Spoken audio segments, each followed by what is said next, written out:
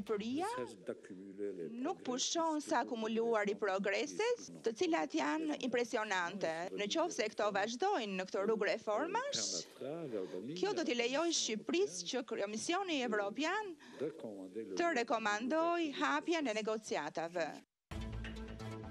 Presidenti i Komisionit Evropian Juncker në Tiranë, Shqipëria po bën progres mbreslënës. Nëse vijon kështu, KE do të rekomandojë hapjen e negociatave. I ftohti siberian përfshin të gjithë Shqipërinë, rreshjet borën të gjithë vendin, krijohen probleme në disa zona, moti në përmirësim vetëm pas datës 1 mars.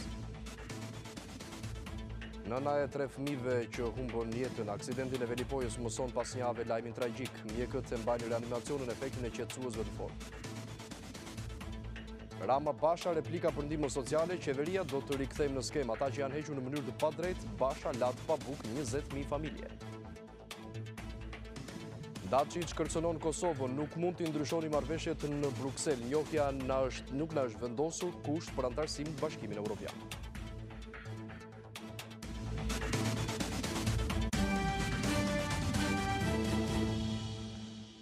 Mirëmbrëma, shikues të nderuar, mirë se vini në edicionin qendror të lajmeve këtu në Radio Televizionin Ora News, ku do të njiheni mëngjesisht me zhvillimet kryesore të ditës. Komisioni Evropian vëren se Shqipëria ka bërë progres mbreslënës dhe nëse vijohet kështu do të rekomandohet hapje e negociatave. Presidenti i Komisionit Evropian Jean-Claude Juncker në konferencën e përbashkët për shtyp për krah kryeministrit Edi Rama në Tiranë tha se konstaton se Shqipëria nuk pushon sa akumuluar i progres. Kreu i qeverisë ndërkohë renditi si progres me reformën në drejtësi faktin e tërheqjes nga sistemi të 17 prokurorëve dhe gjyqtarëve, të cilët janë tërhequr nga vetingu, çka tregon sipas kryeministrit Rama se reforma në drejtësi po funksionon.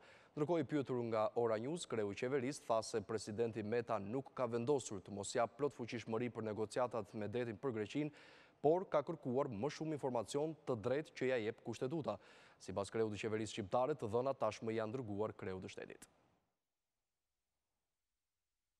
E informova presidentin se sot që flasim, ne numërojmë plot 17 prokuror dhe gjykatës të niveleve më të larta të gjyqësorit shqiptar që janë tërhequr nga procesi i vetingut, pra që faktikisht nuk do t'jenë më pjesë e sistemit gjyqësor.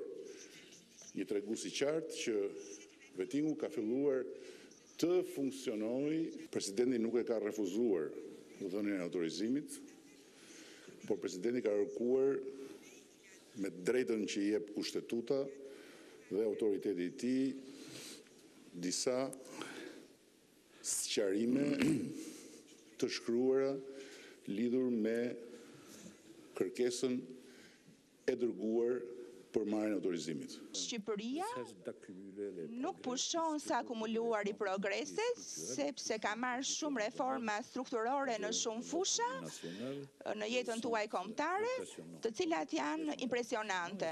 Dhe këto progrese janë mbreslënëse, në qoftë se këto vazhdojnë në këtë rrugë reformash, kjo do t'i lejojë Shqipërisë që Komisioni Evropian të rekomandojë hapjen e negociatave.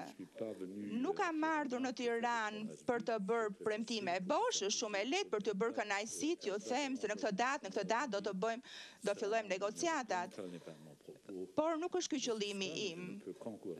Por vetëm mund të inkurajoj Shqipërinë të vazhdojë reformat e rëndësishme që janë ndërmarrë, sidomos në luftën kundër krimit, vetingut, organizimit të gjykatave. Ne do jemi përkrah Shqipërisë.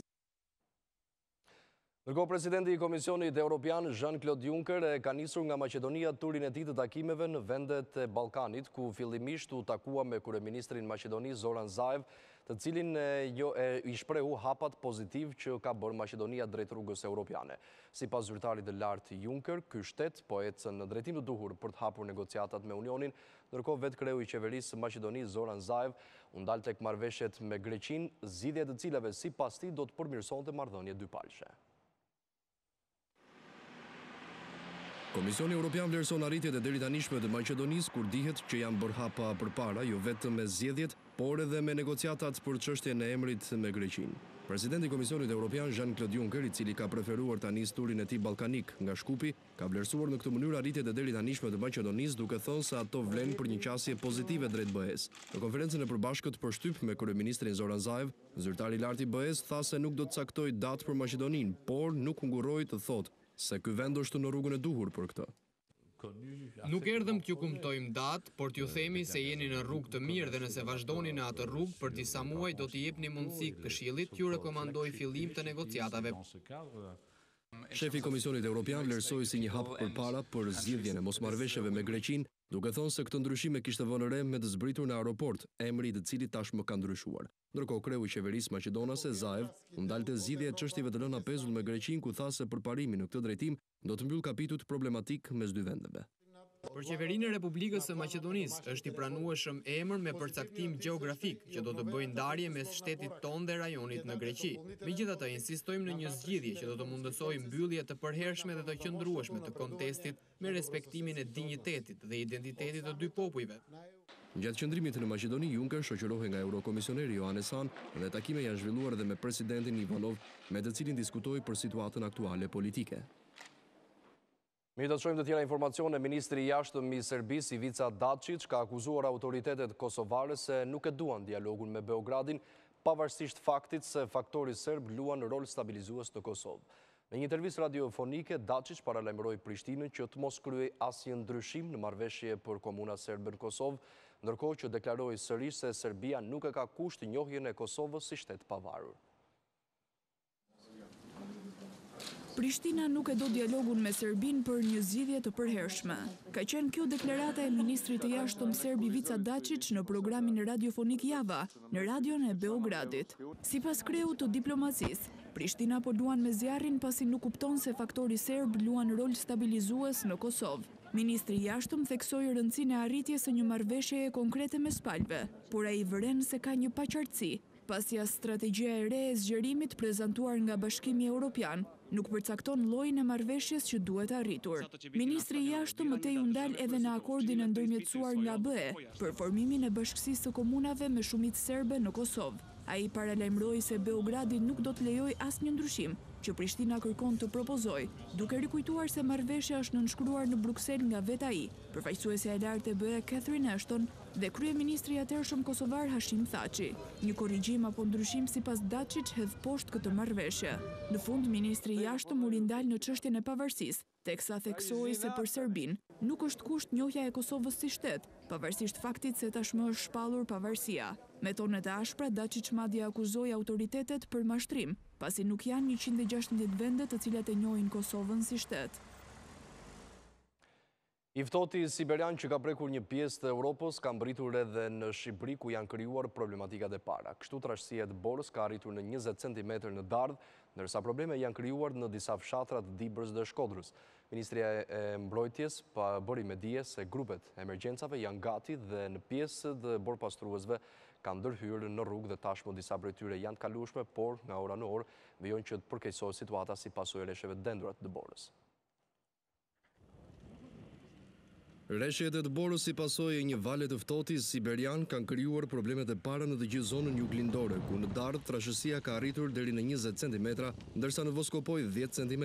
Problematike paraqitet situata në Dardh, ku intensiteti i rreshjeve është tepër i lartë dhe rruga kalohet me zinxhir me vështirësi. Mjetet borpastruese ndodhen në rrugë duke pastruar të Borën, por rreshjet vijojnë. Drejtuesve të mjeteve ju kërkohet të lëvizin me zinxhir. Në qarkun e Shkodrës, rreshjet e të Borës janë me intensitet të ulët në zonat urbane, teksa akset rrugore nacionale dhe rurale janë të qarkullueshme pa probleme. Në qarkun e Kuksit, rreshjet e të Borës janë me intensitet të ulët në zonat urbane dhe deri mesatare në zonat rurale, si dhe me intensitet në lartësitë malore. Trashësia e të Borës është në tunelin e Kalimashit 8 cm, në Valbon 9, Qafshllak 5 cm, Qaftobli 5 cm, po ashtu edhe në Qafluzh. Qarku Dibër, rreshjet e të Borës janë kryesisht me intensitet të ulët në zonat urbane, ku trashësia e të Borës arrin nga 3 deri në 5 cm, si dhe me intensitet mesatar në zonat rurale, ku trashësia e të Borës arrin në 25 cm, dhe në zonat malore janë me intensitet më të lartë. Ndërkohë në qarkun e Lezhës, rreshtet e Dëborës janë të dobta dhe trashësia e saj është deri në 5 cm në territorin e bashkisë, si dhe 5 cm në territorin e bashkisë së Mirditës në lartësinë mbi 200 metër. Në qarqet Elbasan, Korçë, Vlorë, Gjirokastër, Berat nuk ka rreshtet Dëborë në zonat urbane dhe rurale. Akset rrugore nacionale dhe rurale janë të qarkullueshme pa probleme. Për menaxhimin e kësaj situate, strukturat e emergjencave civile janë në gatishmëri dhe në monitorim të vazhdueshëm të situatës. Forcat armatosura për situatat emergjente të shkaktuara nga rreshtet e Dëborës kanë në gatishmëri kapacitetet operacionale, njerëzore dhe teknike për shpëtimin e posaçëm dhe operacioneve urgjente si përforcim dhe për të siguruar një përgjigje të menjëhershme. Por çfarë kanë parashikuar ekspertët e sinoptikës për situatën e motit dhe sa do të vijojë ky ftohtë në vendin tonë? Sipas tyre, i ftohti siberian do të vijojë deri në ditën e parë të muajit mars, atëherë kur pritet të ketë edhe rritje të temperaturave. Temperaturat e ulta dhe rreshtet e Dëborës që mbërthyen nga kjo e diel Shqipërinë nuk ishin të paparashikuara. Por ajo që sinoptikanët parashikojnë tashmë është se sa do zgjat ky dimër i vonuar. Sipas parashikimeve të ekspertëve të IGEUM, temperaturat pritet të ndryshojnë në ditën e parë të muajit mars dhe pre asaj dite Shqipëria do të përfshihet nga një mot i qëndrueshëm. Direkt mas këtyre 2 ditëve, le të themi me temperatura relativisht të ulta, pra nuk mund t'i themi ekstreme, kemi një ardhje dhe një pozitorim të rrymë aerore me drejtim nga jugu i Mesdheut, pra, të cilat do të përcjellim temperatura relativisht të larta dhe një ngrohje të menjëhershme, duke filluar nga data 1 mars e tuti, që do të thotë se edhe këto rreshtet dëbore, që mund të kenë prekur zonat caktuara të vendit, do të kenë një shkrirje të shpejtë. Ekspertët parashikojnë se në këto 2-3 ditë rreshtet e Dëborës do të vijojnë, sidomos në zonat malore, ndërsa zona e jugut do të përfshihet nga rreshtet e shiut. Nga nesër e hënë martën mërkur do të kemi një ulje temperature e cila vjen si rezultat i mbizotërimit të masave ajrore me origjinë nga zona siberiane dhe në gjithë kontinentin evropian. Në vijim priten rreshtet relativisht të moderuara dhe mesatare në ditën e sotme, pra 24 orë në vijim, në shkallë kombëtare, ndërsa më të theksuara me intensiteti janë në pjesën jugore të vendit. IGEUM fton qytetarët të ndjekin rregullisht buletinet e përditshme të institutit për të koordinuar veprimet dhe lëvizjet, në mënyrë që të mos gjenden të papërgatitur në rast të rreshjeve të dendura. Nga sot, Dibra, Kuksi, Korça, Pogradeci dhe Lezhë u përfshin nga rreshtet e Dëborës. Të bllokuara fillimisht ishin zonat e Lurës, ndërsa borpastrueset zbritën në terren menjëherë me ngritjen e shtabeve të emergjencës. Një shohim ngjarje të rëndë nga kronika. Ervisa Breka ka mësuar një javë pas aksidentit tragjik të velipojës, humbjen e 3 fëmijëve dhe të bashkëshortit të saj. Kanë qenë prindërit e vajzës, të cilët i kanë transferuar tashmë në Durrës atë, të cilët vendosën që t'ia bënin të ditur lajmin e kopshëm, çka ka sjellë një tjetër traumë për 37 vjeçaren, e cila është duke u mbajtur në reanimacionin e spitalit nën efektin e qetësuesve mjaft të fortë. Një javë pas ngjarjes tragjike, 37 vjeçarja Ervisa Breka ka mësuar humbjen e 3 fëmijëve dhe bashkëshortit në aksidentin e 18 shkurtit në Velipoj. Lajmin e kopshëm ja kanë dhënë familjarët në spitalin e Durrësit, ku u transportua me kërkesë të prindërve të saj. Sapo ka marrë lajmin tragjik. Gjendja e saj është përkeqësuar dhe aktualisht mbahet në monitorim në efektin e qetësuesve në reanimacion. Në vendin ku humbën jetën tragjikisht 4 pjesëtarë të familjes Breka, këtë të diel qëndronte një buqet me lule. Rruga nuk ka gjurmë tjetër që tregon shenjat e aksidentit, për të cilin edhe sot nuk kemi një rezultat përfundimtar të ekspertizës mbi shkaqet. Pak kilometra më tutje, familja Breka i ka hapur prej ditësh dyert e mortit dhe këtë të diel ka pritur ngushëllime nga qindra qytetarësi dhe përfaqësues politik. Fillimisht ministri i jashtëm Ditmir Bushati, më pas deputetët demokratë të Shkodrës së bashku me nënkryetarin e PD-s Edmond Spaho, i shprehën ngushëllimet e tyre familjes Breka që humbi djalin Edmondin së bashku me 3 fëmijët.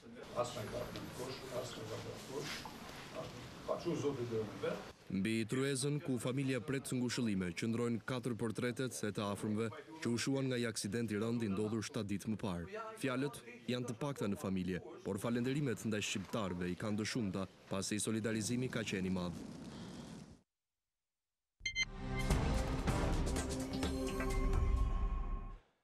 Reforma e kërkuar në ligjin e arsimit nga pedagogët duket se është tashmë në ngërç, ku për Oranjuz përfaqësuesit e negociatorëve me Ministrinë e Arsimit nënvizohet rëndësia e dhënies së pagave përmes buxhetit të shtetit dhe miratimi i statusit të pedagogëve.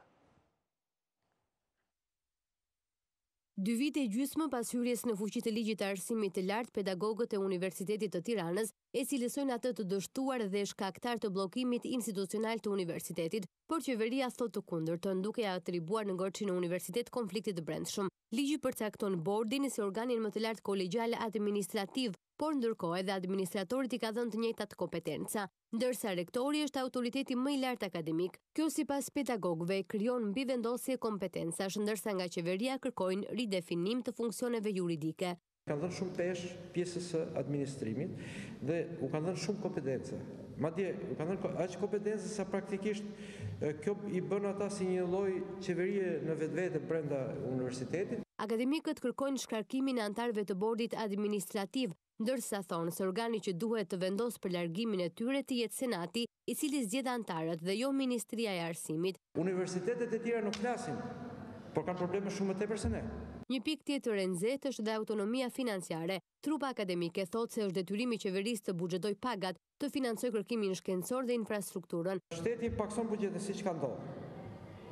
Dhe thotë rrisi fitimet, do thotë që ne do marrim këto para studentëve, por ne jemi universitet publik.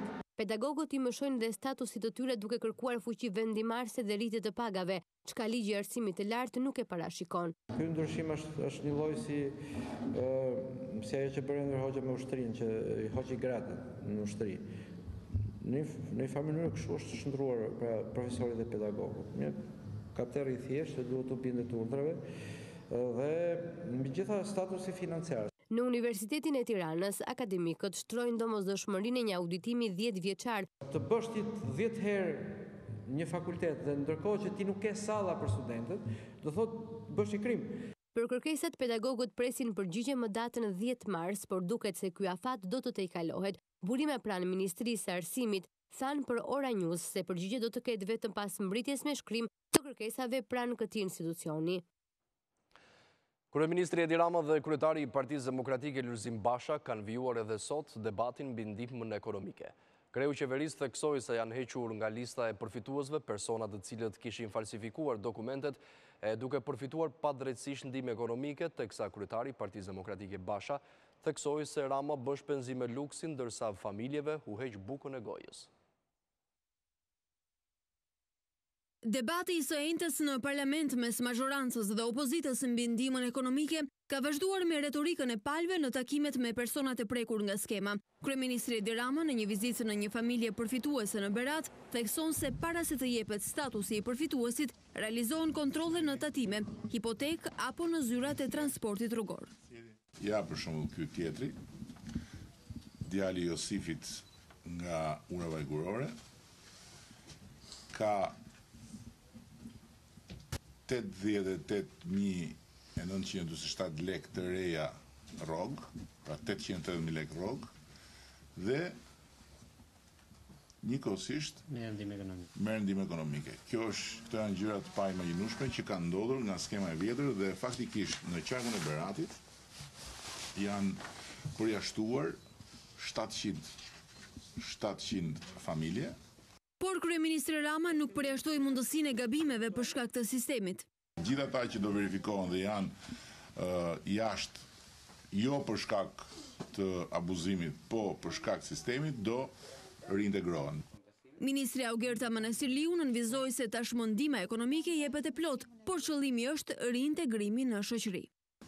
Sigurisht ndihma ekonomike nuk është një ndihmë që jepet për më pas për të dhënë për gjithmonë, sepse sipas ligjit tonë të ri është një ndihmë 5 vjeçare deri në 5 vite për të parë mundësinë për të ndihmuar familjen për të dalë nga vështirësia momentale.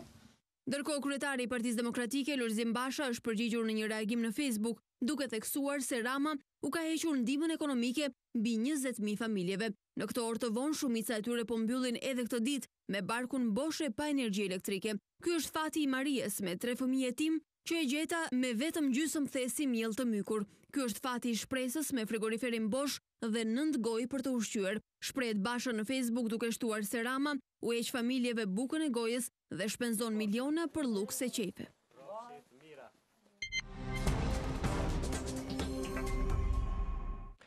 Një 38 vjeçare nga Tirana u la në burg nga gjykata e Durrësit pasi akuzohet se në kohë të ndryshme ka mashtruar disa persona duke marrë jo pak por 900.000 euro e që nuk i ktheu më. Alesia Duka prezantohej si biznesmene dhe deklaronte se kishte 8 klinika dentare duke ofruar kështu investimet përbashkëta. Gjykata e Durrësit la në arrest me burg Alesia Dukën, 38 vjeçe. Ajo akuzohet për mashtrimin e disa personave të cilve u ka marrë 900.000 euro. Sipas prokurorisë, parat ajo nuk i ktheu asnjëherë. Nga organi i akuzës bëhet me dije se Duka prezantohej si biznesmene dhe deklaronte se posedonte 8 klinika dentare ndërsa kërkonte para për investime të përbashkëta me personat e mashtruar. Me këtë skem mashtrimi, sipas prokurorisë, ajo kishte arritur të fitonte besimin e shtetasit Isuf H, të cilin e njohu në vitin 2016. Ndërkaq ai, në mirëbesim, i dha një shumë të hollash. Duke parë se Duka nuk po ja kthente parat, ai e denoncoi, ndërsa gjykata vendosi të bllokonte 38 vjeçares një apartament në Durrës dhe 4 të tjera në Tiranë me vlerë mbi 300.000 euro.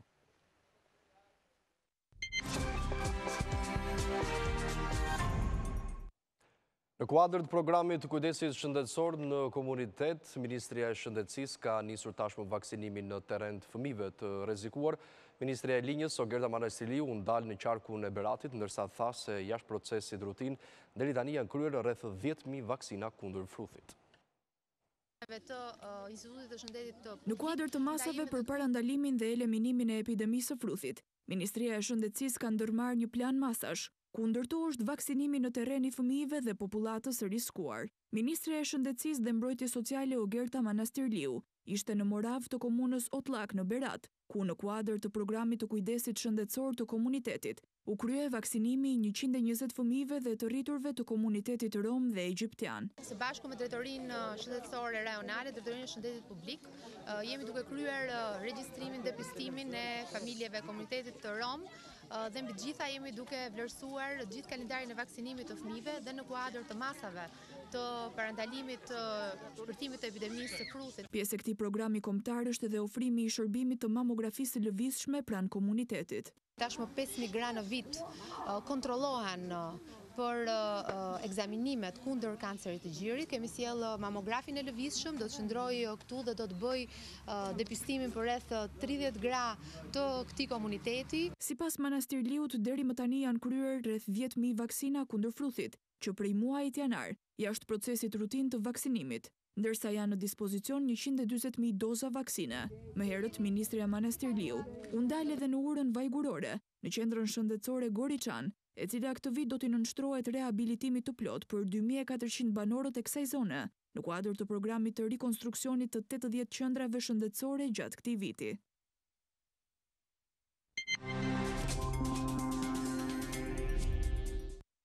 E kuqja e Onufrit në muret e kishës së Shënkollit në Shelçan të Elbasanit po venitet, ndërsa degradimi monumentit kulturës po thellohet.